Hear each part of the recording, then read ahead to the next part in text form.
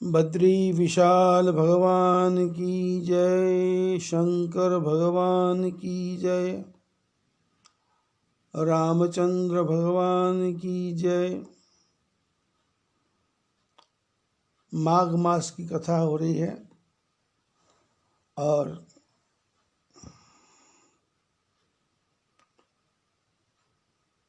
प्रयागराज के किनारे भारद्वाज जी कथा सुन रहे हैं, याज्ञवल्क्य जी सुना रहे हैं और अपनी कथा प्रसंग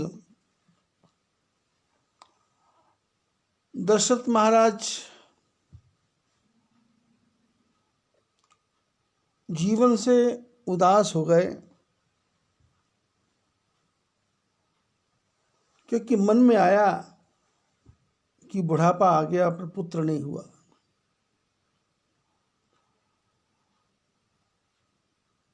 और संसार में नियम है कि संसार के लोग भजन करें, कीर्तन करें, सत्संग करें, पूजा करें, पाठ करें, योग करें, जप करें, हवन करें, अनुष्ठान करें, कुछ भी करें, उनके पीछे एक ही उद्देश्य होता है कि घर में संतान हो जाए। पहला सुख निरोगी काया, दूसरा हो घर में हो माया, तीसरा आज्ञाकारी नारी,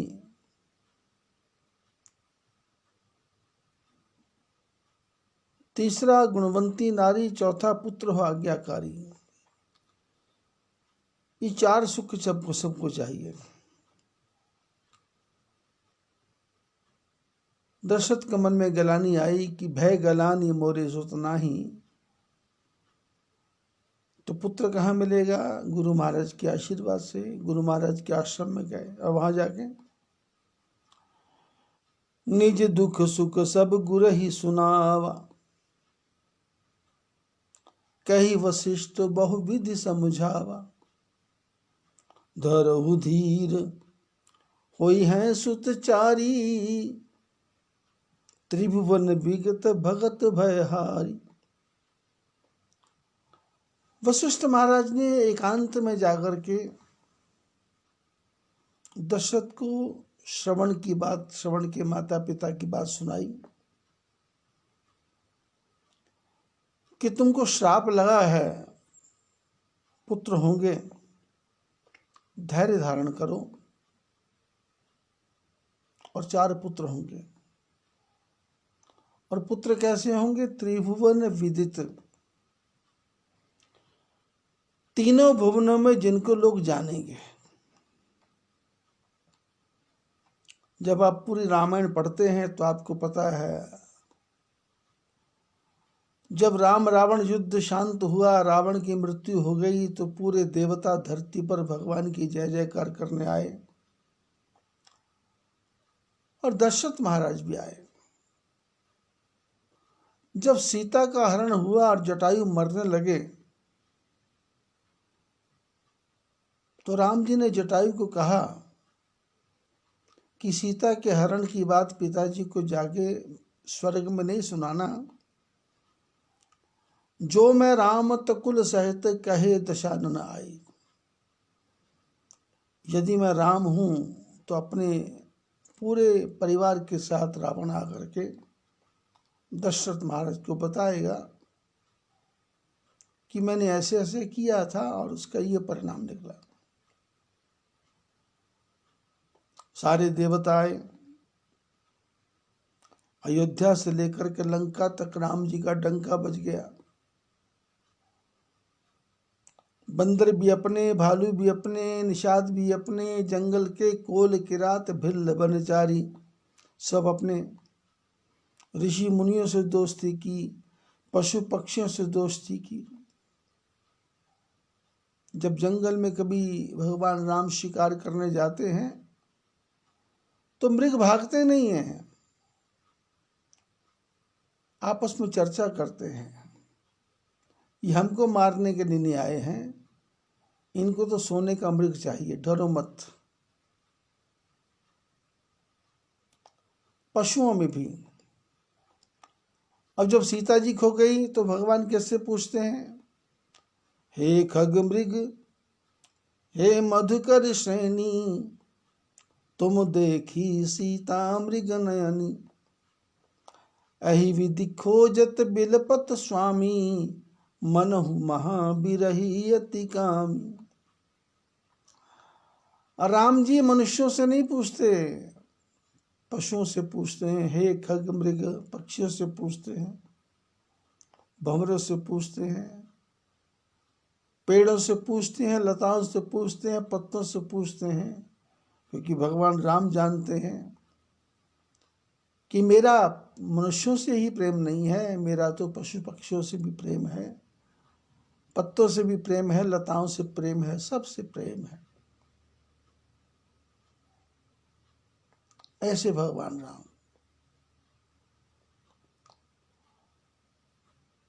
तो वशिष्ठ महाराज ने पूछा, 4 बेटे होंगे तो दशरथ जी ने कहा, कोई उपाय है क्या?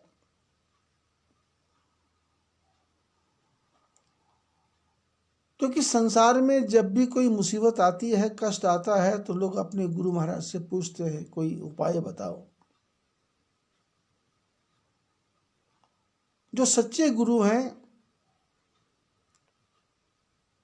वो धन की चर्चा नहीं करते, वो कल्याण की चर्चा करते हैं। लेकिन जो धन लोभी हैं वो अपने शिष्य का शोषण करना शुरू कर देते हैं। कभी उनको बोलते हैं काल सर्प योग है, कभी उनको बोलते हैं मारिक योग है, कभी उनको बोलते हैं पितृदोष है, कभी उनको बोलते हैं तुम्हारे ऊपर किसी ने जादू टोना मंत्र करवा दिया है, और आदमी घबरा जाता है।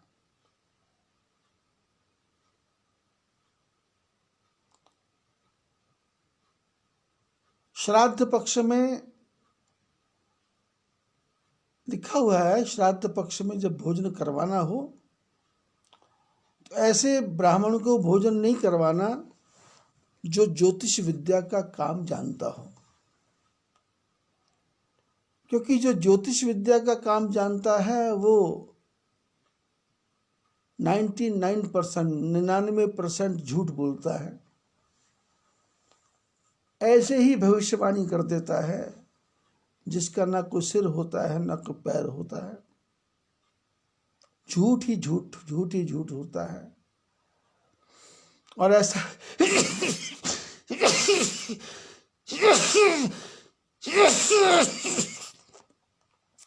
ऐसा ज्योतिषी जब भोजन करने घर आता है, ऐसा ब्राह्मण, तो पितृ लोग उदास होकर के वहां से चले जाते हैं कि ढोंगी आदमी है। ब्राह्मण सदा कर्मी हो,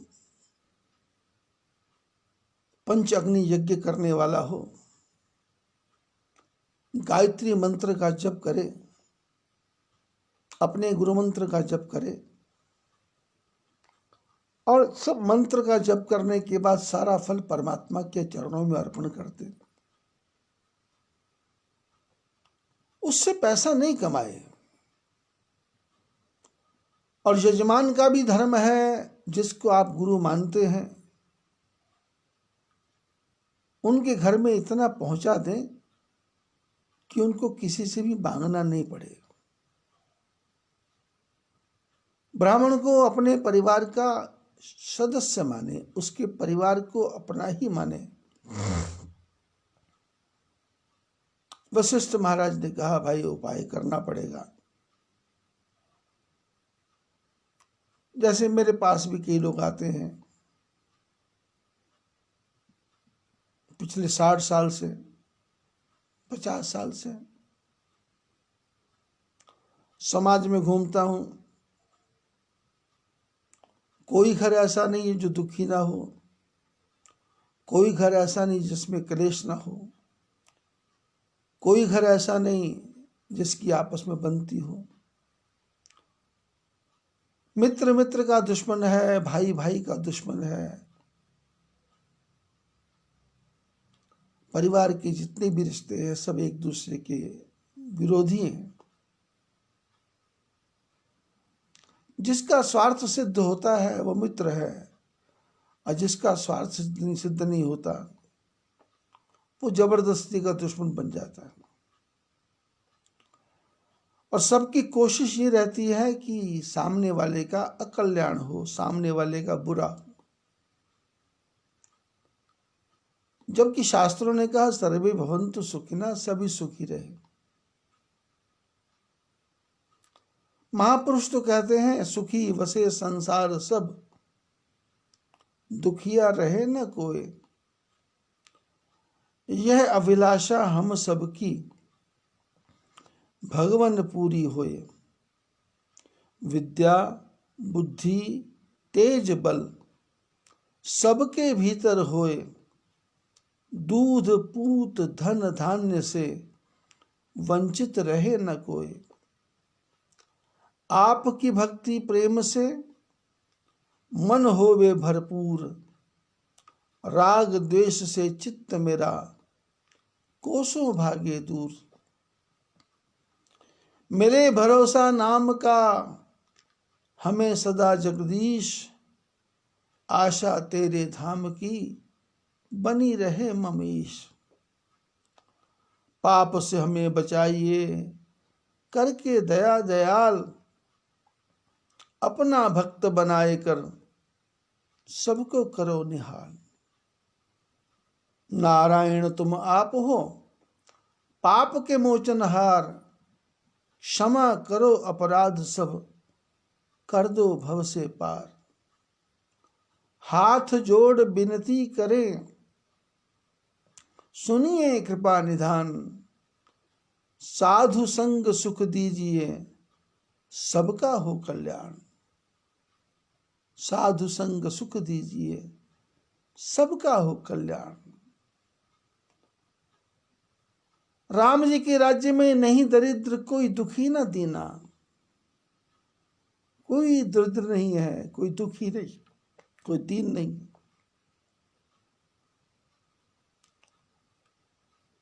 दूसरा सुखी हो ऐसी कामना करना है, सारा संसार सुखी हो ऐसा कामना करना है। और महापुरुषों ने कहा पूजा है क्या? वैसे तो भगवान की पूजा के तरीके हैं, षोडशोपचार से पूजा करो, लेकिन व्यवहार जगत में क्या है? इबादत है किसी नाशाद को फिर शाद कर देना। इबादत मैंने पूजा। इबादत है किसी नाशाद को फिर शाद कर देना। नाशाद मैंने जो बहुत परेशान है, उसकी परेशानी को, झंझटों को दूर करना। इबादत है किसी बर्बाद को आबाद कर देना।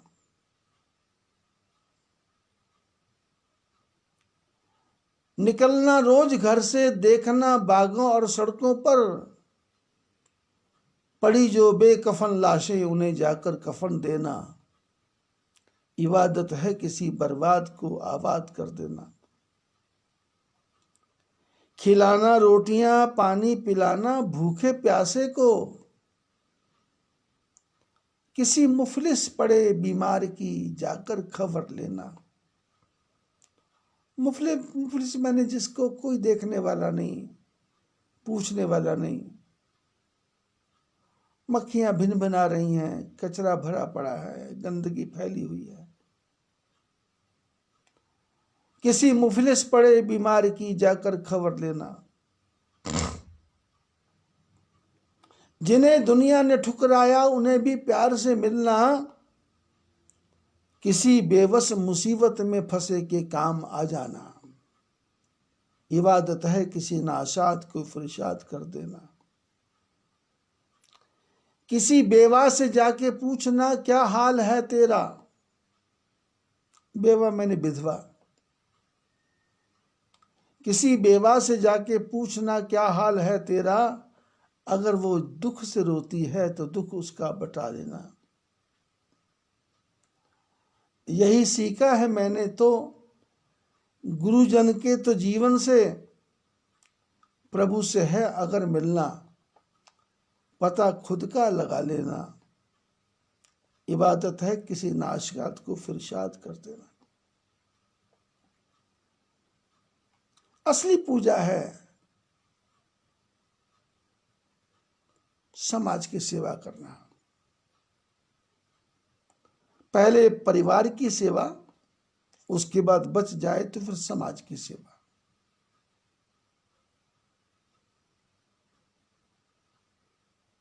धन को जोड़ जोड़ के रखना नहीं, धन का सदुपयोग करना है। वशिष्ठ महाराज ने कहा उपाय, तो हमारे पास भी लोग आते हैं उपाय। तो मेरे पास तो एक ही उपाय है।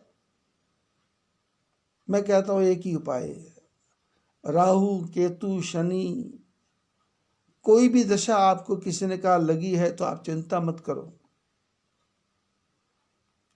पैदल महात्मा को भोजन करवाओ। बद्रीनाथ की यात्रा करने वाले, केदारनाथ की यात्रा करने वाले, तीर्थ यात्रा करने वाले महापुरुषों को भोजन करवाओ। वो हृदय से भोजन करेंगे, आपके सारे संकट वो ले लेंगे और ले करके आपको आशीर्वाद देंगे। आप यदि सोचेंगे आपका भोजन महात्मा खाएंगे तो आपके दुखों को वो ले लेंगे, वो दुखों को नहीं लेंगे, आपके दुखों का क्षमन कर देंगे, उस दुखों को रोक देंगे। क्योंकि महात्मा भोजन करने के बाद एक मंत्र बोलते हैं कि जिसका चून उसी का पूर्ण, योगी अवधूत को पाप ना पुण्य। जिसका बोले दाना पानी है उसी का पुण्य है, और हमको ना कोई पाप है ना कोई पुण्य है। पाप को भस्म कर देते हैं। मैं यहां रहता हूं आश्रम में, पैदल महात्मा आते हैं। मई जून जुलाई में अगस्त में ज्यादा आते हैं, और फिर बरसात में थोड़ा कम हो जाते हैं। फिर उसके बाद में सितंबर अक्टूबर नवंबर में ज़्यादा आते हैं। उसके बाद बद्रीनाथ का पट बंद हो जाता है, बद्रीनाथ का मंदिर नीचे आ जाता है, तो वहां तक पैदल महात्मा जाते हैं। ज़्यादा संख्या नहीं होती उस समय सारा साल, बाकी 6 में 5 महीना 2 4 10 5 2 4 10 5 ऐसे महात्मा आते रहते। तो जो लोग मेरे को बोलते हैं कष्ट है, तो मैं बोलता साधुओं को भोजन करवा। तो लोग दान राशि भेजते हैं। 1100 रुपए में 1 महीने तक पैदल महात्मा को भोजन हो जाता है।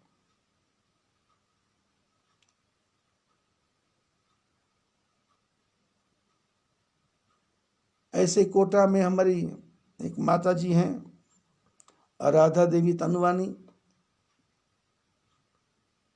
किसी जमाने में वो करोड़पति थे। समय का चक्र घूमा, सब कुछ बिक गया। मेरे संपर्क में रहे 10 साल, तो हमारा संपर्क टूट गया, और उस 10 साल में ही सब कुछ लुट गया उनका। 10 साल बाद फिर मैं कोटा गया, उनका घर ढूंढते ढूंढते पहुंचा। उन्होंने कहा कैसा ऐसा, तो मैंने कहा भाई दान की तरफ ध्यान दो। तो उनका पैसा दान में लगाया। आज उनका बेटा दक्षिण अफ्रीका में है, पता नहीं साउथ अफ्रीका में है, आजकल भारत में आया हुआ है। कल ही उसने 5,000 रुपया भेजा, और उसकी माता जी तो हर महीने ही 5,000 रुपया भेजने की चेष्टा करती है, और उससे पैदल महात्मा को भोजन मिलता है। और कल गिरीश से बात हो रही थी, गिरीश तनवानी से। मैंने कहा काम कैसा है? बोले आगे से बहुत अच्छा है। तो मैंने कहा दोबारा वाले दिन वापस आएंगे? बोले हाँ, उससे बढ़िया आने वाले हैं। भारत से दवाइयां जाती हैं, दक्षिण अफ्रीका बिकती हैं, और काम अच्छा चल रहा है। सारे संकट दूर हो गए, कर्जा सब खत्म हो गया। क्योंकि शास्त्रों ने कहा, देना भला ना बाप का, बेटी भली ना एक। कर्जा सिर पे है तो बाप का भी है तो उसको उतार देना चाहिए, और बेटी है तो उसको विदा कर देना चाहिए।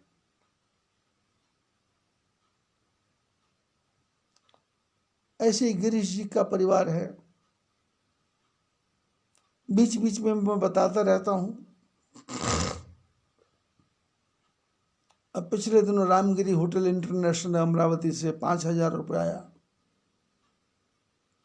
अपने आप डालते हैं, और डालने के बाद कई दिनों के बाद पूछते हैं पैसा पहुंचा नहीं पहुंचा। कुछ लोग तो स्क्रीनशॉट बना के भेज देते हैं पैसा आया। गुरु महाराज उपाय बताएंगे, अब उपाय करना आपको है। मैं तो सब लोगों को बोलता हूं कुछ उपाय मत करो, आप ओम ह्रीं क्लीं नमो भगवते वासुदेवाय इस मंत्र का रोज जप कर लें। आपके सारे संकट दूर हो जाएंगे, सारे झंझट दूर हो जाएंगे, सारे कष्ट दूर हो जाएंगे। इसमें गारंटी वाली बात नहीं है, प्रैक्टिकल है, थ्योरिकल नहीं है, बातें बातें नहीं है।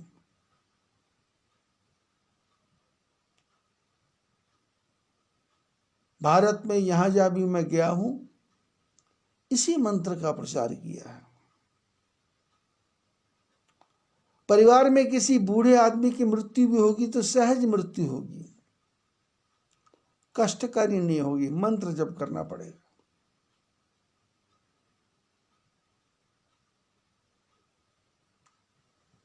हमारे कमल टेकड़ीवाल जी हैं, उनका साला सुनील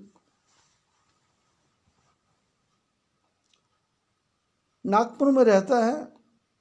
2 साल पहले वो मेरे को मिलने आया, उसकी बहन लेके आई। तबीयत ज़्यादा खराब थी, दुकान पे जाना बंद कर दिया, घर का काम बंद कर दिया, मन के अंदर कोई चोट लगा के बैठ गया। जब मेरे पास आया तो ऐसे वो चल रहा था जैसे कोई बहुत बीमार हो। तो मैंने कहा तुम गुरु मंत्र का जप करो, और उनके परिवार को बोला इसका जल्दी से जल्दी चेकअप करा दो। जल्दी से जल्दी चेकअप कराया, सिर में गांठ निकली, उसका ऑपरेट हो गया। और अभी 5-6 दिन पहले ही चर्चा हुई कि सुनील जी का क्या हाल है। बोले सुनील जी तो स्कूटर चला रहे हैं और आपके दिए हुए मंत्र का जप कर रहे हैं। मंत्र क्या है? जाकी कृपा पंगुगिरी लंघे, अंधे को सब कछु दर्शाई। लेकिन हमारी समस्या है, हम सब कुछ करते हैं पर मंत्र जप नहीं करते, भूल जाते हैं। YouTube पे कथा भेज रहा हूं मैं, उसको सुनने का समय नहीं है। ठीक है, 1.5 घंटे का समय लगता है, लेकिन मंत्र के लिए तो मैंने कहा कि बिस्तर पे पड़े पड़े जप लो, बैठे बैठे जप लो, घर का काम करते हैं जप लो। हमारे एक शिष्य हैं कोटा में, सुरेश जी राठौड़, वो जब गाड़ी चला करके अपने स्कूल में जाते हैं तो मंत्र जप करता जाते हैं। अमरावती में हमारे शिष्य हैं सुनील कुमार जी साहू, जब वो अपने ऑफिस में जाते हैं तो मंत्र जप करता जाते हैं। ऐसे मेरे हजारों शिष्य हैं जो मेरी आज्ञा का पालन करते हैं, और भगवान की कृपा से धन की कोई कमी नहीं है। अनिल कुमार जी और सुनील कुमार जी दोनों भाई हैं। 16 फरवरी को 2020 में उनके घर में सत्संग था, 20-25 दिन का। उनके पिताजी भोजराज जी थे, चावल के व्यापारी, बहुत छोटे से मकान में रहते थे। गुरु मंत्र लिया, जप किया, फिर बच्चों ने मंत्र लिया, जप किया। आज 3000 स्क्वायर फुट में 3 मंजिल का मकान है। जब वो मकान बना रहे थे तो मैंने बोला था कि ग्राउंड फ्लोर में कुछ नहीं बनाना, गाड़ी वाड़ी खड़ी करने का काम आ जाएगा। गाड़ी वाड़ी खड़ी करने का मेरा उद्देश्य नहीं था। मेरा उद्देश्य था कि जब भी कभी ठाकुर जी की कृपा हुई तो सत्संग करेंगे। तो मेरा ऐसा ध्यान था कि ये जो गाड़ी की पार्किंग है इसमें सत्संग कर लेंगे। वो सत्संग हुआ, बड़ा आनंद हुआ। और आज तो पूरे महाराष्ट्र में ही अनिल कुमार जी का नाम है और कई संस्थाओं के वो अध्यक्ष हैं। पूरा परिवार ही, चाहे वो कृष्णा हो, चाहे हरिओम हो, चाहे हरीश हो, चाहे अनिल जी की धर्मपत्नी हो, चाहे सुनील जी की धर्मपत्नी हो, भक्ति के रस में डूबे रहते हैं। क्या कर दें समाज के लिए, क्या दे दें समाज के लिए। और अपना तो काम करते हैं, अपने परिवार में सालों के परिवार को पालना, मौसा के परिवार को पालना, मौसी के परिवार को पालना, मामा के परिवार को पालना, भांजे के परिवार को पालना, यही तो पूजा है। सब राजी होंगे, सबका आशीर्वाद मिलेगा। लेकिन हमारा जीवन कैसा बन गया, हमने दूसरों को देना सीखा नहीं। दूसरों को देंगे और बदले में आशीर्वाद आएगा। वशिष्ठ महाराज ने कहा उपाय क्या है? तो उन्होंने कहा यज्ञ है उपाय। यज्ञ क्या है? यज्ञेन यज्ञमय जंत देवास्तानि धर्मानि प्रथमान्यासन् यज्ञोच्छिष्टाशनासन्तो मुच्यन्ते सर्वकिल्बिषौ भुञ्जते ते त्वहं पापाय ये पचन्ते आत्मकारणात्। शास्त्रों ने कहा यज्ञ क्या है? भोजन बनाओ, भोजन बना के पहले दूसरों को खिलाओ और दूसरे जब खाएंगे तो यज्ञ हो जाएगा। जब यज्ञ हो जाएगा तो उसका पुण्य मिलेगा। लेकिन आप दूसरे को नहीं खिलाएंगे और भोजन बनाया, पकाया, तो बोले वो भोजन नहीं पकाया, नहीं खाया। खाया क्या है? बोले अपने पापों को ही भून भून के खाया, अपने पापों को ही हमने खा लिया।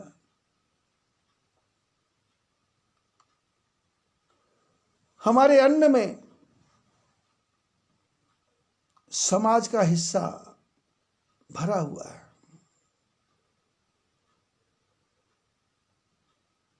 हमको सिखाया गया है, माताएं सवेरे मंदिर जाती हैं, एक कटोरी में चावल ले जाती हैं, एक में गेहूं ले जाती हैं, एक में चीनी ले जाती हैं। वहाँ अलग अलग डिब्बे रखे, उनमें डाल के आ जाती हैं कि घर में से कुछ निकल जाए। परिवार में कोई संकट आता है तो ब्राह्मण देवता बताते हैं चींटियों को शक्कर डालो, चींटियों को आटा डालो।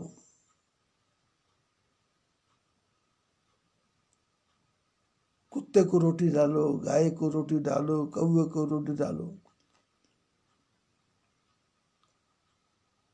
हमारे एक शिष्य है चौधरी जी, सूर्य प्रकाश जी चौधरी, नाहन में रहते हैं, हिमाचल में। जब मैं पहली बार उनके परिवार में गया, 30-35 साल पुरानी बात बता रहा हूं मैं, तो उनका बड़ा बेटा नितिन मेरे को लेने के लिए आया। और रास्ते में चलते चलते, क्योंकि नाहन ऐसा है कि उसमें गाड़ियां वाड़ियां चलती नहीं हैं, गलियां ऐसी हैं, राजा का बसाया हुआ शहर है, कचरा रुकता नहीं है, गंदगी होती नहीं है। और गलियां ऐसी बनाई है कि जिधर से भी घूम के चले जाओ, घूम घाम के फिर चौगान पे आ जाते हैं, घूम घाम के फिर उसी बाजार में आ जाते हैं। आदमी खोता नहीं है वहां। आदमी गुम नहीं होता। परस्पर प्रेम है।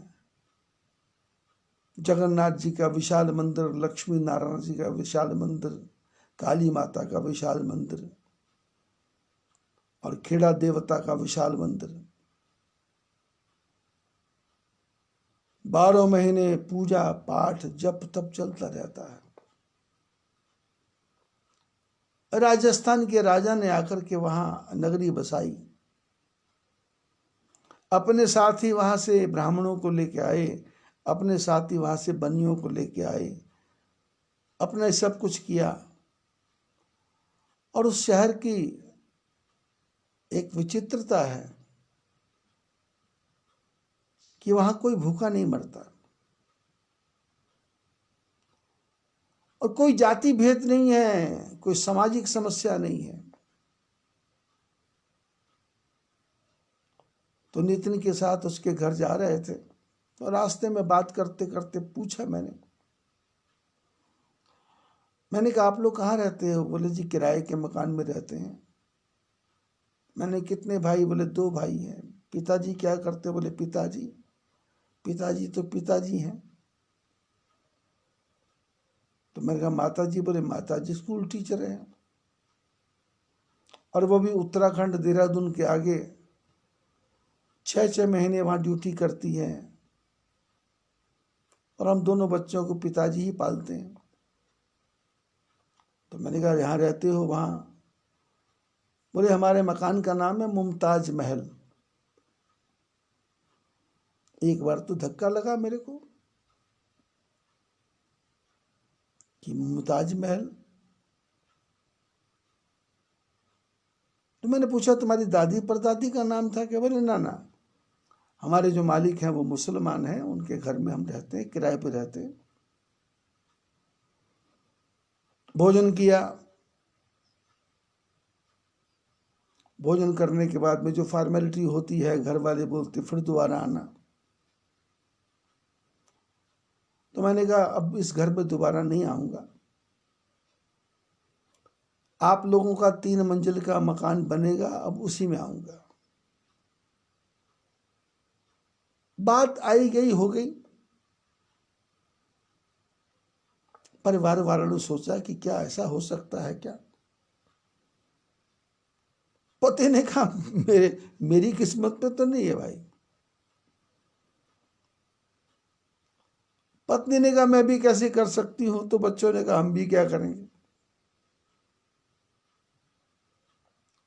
मैंने पूरे परिवार को गुरु मंत्र दिया, इसका जप करो, और जप किया। आज नाहन के बाहर चीड़ावाली में 3 मंजिल की कोठी है। बड़ा बेटा HDFC बैंक में मैनेजर है, छोटा बेटा गुड़गामा में मैनेजर है। मां को पेंशन मिलती है, और पिताजी क्या करते हैं? रोज प्रातःकाल 6 बजे उठ के अपने छत पे जाकर के चावल, टूटे हुए चावल, ज्वार बाजरा मकई, उसके दाने बिखेर के आते हैं। और दुनिया भर के जीव जंतु आते हैं, चहचहाते आते हैं, नाचते कूदते आते हैं।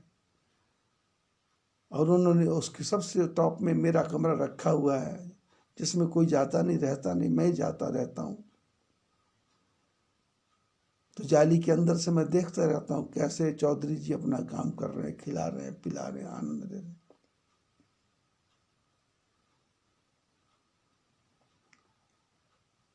गुरुमंत्र का प्रभाव है। ऐसे ही नाहन में दिल्ली गेट है, दिल्ली गेट के पास में बलवंत जी चक्की वाले रहा करते थे।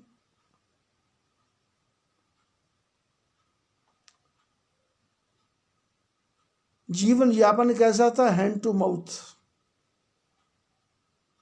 जो बेच दिया वो खा लिया, जो बेच दिया वो खा लिया। और खाने के साथ में एक उनको बीमारी थी शराब पीने की। ठाकुर जी की कृपा से बद्री वहाँ कथा करने के लिए गया मैं। सनातन धर्म में वो आए तो पहले दिन आए तो शराब पी के आए। सारे शहर को, गांव को पता था ये शराबी है, तो लोगों ने कहा बाहर ही बैठ जाओ। तो थोड़ा सा मैंने हलचल देखा तो मैंने कहा भाई क्यों बाहर क्यों बिठा रहे, अंदर आओ। तो किसी ने मेरे को हाथ से इशारा करके कहा कि पी के आया है। मैंने उस तरफ ध्यान नहीं दिया। मैंने कहा आगे बिठाओ। आगे बिठाया और सत्संग का ऐसा रंग लगा कि दूसरे दिन से बलवंत जी चक्की वाले अपने पूरे परिवार को लेके, बंसल पर गोत्र है, सारे परिवार को लेके आए। सारे परिवार को गुरु मंत्र दिया। आज दिल्ली गेट पे यहाँ किराए पे रहते थे, वो दुकानें भी उनकी हैं। और नाहन में जेल के पीछे बड़ा भारी उनका मकान है। काला आम में उनका मकान है। और हजारों बीघा जमीन, सैकड़ों बीघा जमीन, पता नहीं कितना है हिसाब किताब, 10 15 20 पता नहीं क्या, मेरे को तो पता नहीं, बीघा जमीन है। बेटे पढ़ रहे हैं, पोते पढ़ रहे हैं, पड़पोते पढ़ रहे हैं, सब काम हो रहा है। उनकी एक बहन है कैथल में, वो भी अपने घर में संपन्न है। मेरे कहने का अर्थ क्या है, वो बलवंत जी की हालत ये थी कि जब मैं नाहन से चलता था, जिप्सी गाड़ी मेरे पास आज भी है, जब जिप्सी गाड़ी में निकालता था तो वो मेरी गाड़ी में 5-5 किलो सारी दालें, आटा, दाल, चावल, चीनी, झाड़ू, नमक, मिर्च, हल्दी गाड़ी भर देते थे। मैं बोलता था ये क्या है, बोले ले जाओ। पूरी दुकान खाली करके दे देते थे।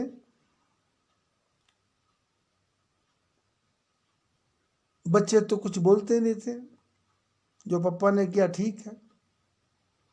लेकिन ठाकुर जी की कृपा ऐसी, आज वो परिवार संपन्न है।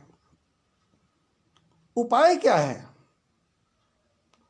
आपका भोजन कितने महात्माओं के मुंह में पड़ा, कितने अभ्यागतों के मुंह में पड़ा। यहां तक पैसे की बात है, मैं ये किसी को भी नहीं बोलता अपने शिष्य को कि आपके घर में कोई ब्राह्मण महात्मा आए तो उसको पैसा दो, नहीं दो, भोजन करा दो।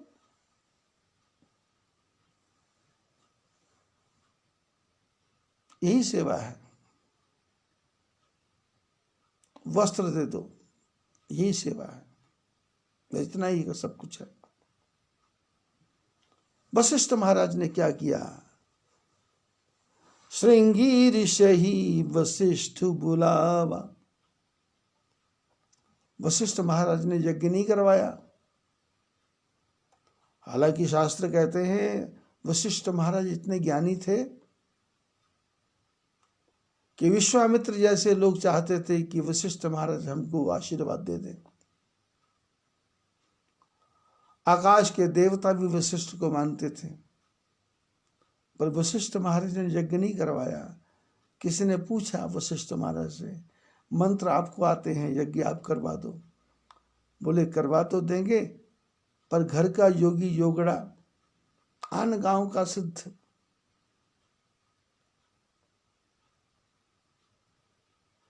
घर में पिता टीचर है, अध्यापक है, पर बच्चे उससे नहीं पढ़ते। घर में पति वैद्य है, पर परिवार उससे दवाई नहीं लेता। जो कारपेंटर है उसके घर की खाट हमेशा टूटी रहती है,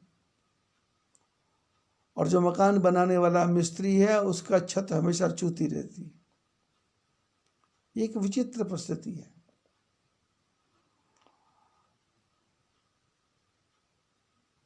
ये एक घटना है। श्रृंगी ऋषि को बुलाया, पुत्र का मिष्टि यज्ञ करवाया, और भगति सहित मुनि आहुति दीनी, प्रगटे अग्नि चरु कर लीने।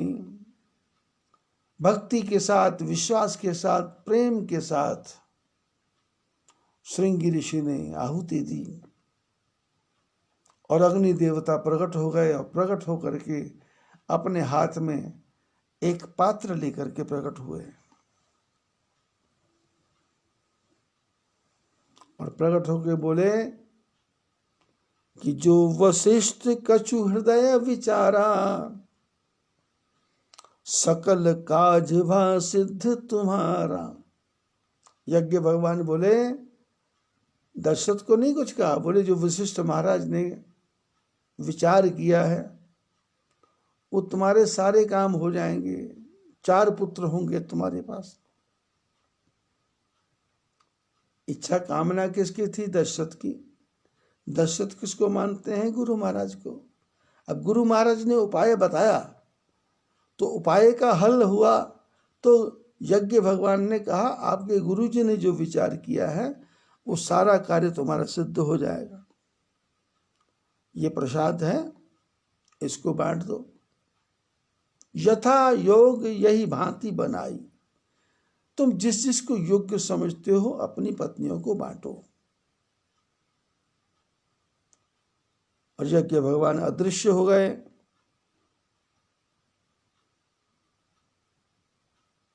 सारी सभा को समझा करके, और दशरथ महाराज पुत्र पैदा होगा ऐसा सुन करके मन में बहुत हर्षित हुए। और राजा दशरथ ने अपनी 3 रानियों को बुलाया और बुला करके जो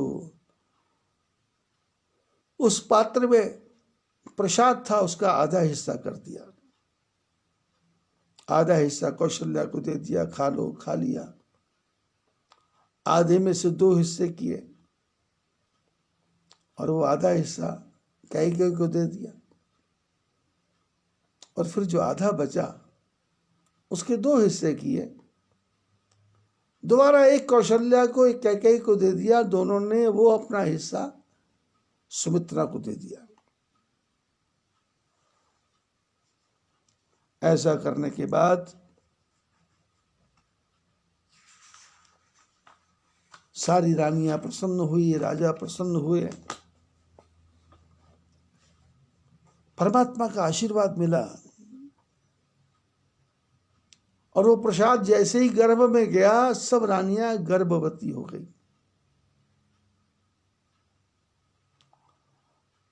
विचार करें, दशरथ के यहाँ जो पुत्र पैदा हुए वो बिंदु से नहीं पैदा हुए, यज्ञ भगवान के आशीर्वाद से पैदा हुए। क्योंकि भगवान ने कश्यप अदिति को कहा था, मनुष्य रूपों को कहा था कि मैं तुम्हारे यहाँ अंशों के साथ अवतार लूंगा। पैदा होऊंगा ऐसा नहीं कहा, अंशन सहित अवतार लूंगा मैं, अंशों के साथ अवतार। अब अवतार तो बूंद से नहीं होगा, तो प्रसाद से होगा। सीता धरती में से निकली प्रसाद से।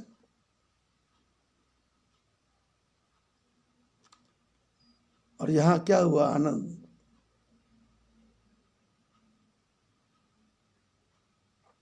सबको गर्व हो गया और सब प्रसन्न हैं। जे दिन ते हरि गर्भ ही आए, सकल लोक सुख संपत्ति छाए। जिस दिन से परमात्मा गर्भ में आ गए, सारे विश्व में सुख बढ़ गया, संपत्ति बढ़ गई, आनंद बढ़ गया, दुख का क्षमन हो गया। नदियों में सदा नीरा नदियां बहने लगी, शीतल मंद सुगंध पवन बहने लगी। मंदिर मह सब राज ही रानी, रानियां अपने अपने महल में विराजमान है। कैसे ही? शोभाशील तेज की खानी। गर्भ में बच्चा आया तो शरीर की शोभा बढ़ गई। ये तो अक्सर क्या होता है, माँ के पेट में बच्चा आए तो स्वास्थ्य खराब रहने लग जाता है। तरह तरह के उसके जो साइड इफेक्ट है वो होने लगते हैं। लेकिन यहाँ क्या हुआ? माताओं की शोभा बढ़ गई, माताओं का शील बढ़ गया। आप लोगों ने देखा होगा किसी किसी महिला के पेट में बच्चा आता है तो बच्चा आने पे माता चिड़चिड़ी हो जाती है, बात बात में गुस्सा करना, बात बात में झगड़ा करना, सोने का नाटक करना, सोए रहना, पड़े रहना, कोई काम नहीं करना। ये क्या है? जो गर्भ में आत्मा आई है वो ऐसी पापी आत्मा आ गई, इस माँ को चैन नहीं लेने देती। जो बच्चा गर्भ में आया है उसके पूर्व जन्म के जो लोग हैं उस बच्चे के नाम पे कोई दान पुण्य नहीं कर रहे, तो बच्चा माँ के पेट में आके परेशान करता है, चिड़चिड़ा स्वभाव हो जाता है। और कोई कोई माता ऐसी होती है उसको 5 महीने तक तो पता ही नहीं चलता कि गर्भ में बच्चा है या नहीं है, नॉर्मल ढंग से काम करती, भाग भाग के काम करती। यहाँ तक मैंने कई लोगों को सुना है, देखा तो मैंने नहीं है क्योंकि मेरी ये लाइन नहीं है, अलग हूँ मेरा। सुना है माताओं से कि बहू आखिरी दिन तक काम करती रही, जब बच्चा पैदा होने का समय हुआ तो उसने कहा कि मेरे को कष्ट हो रहा, तो सारी व्यवस्था अपने आप हो गई क्योंकि तृप्त आत्मा पेट में आई है। ये कैकेयी, सुमित्रा और कौशल्या, इसके गर्भ में कौन आए हैं? परमात्मा आए हैं। शोभा, शील, तेज की खान बन गई।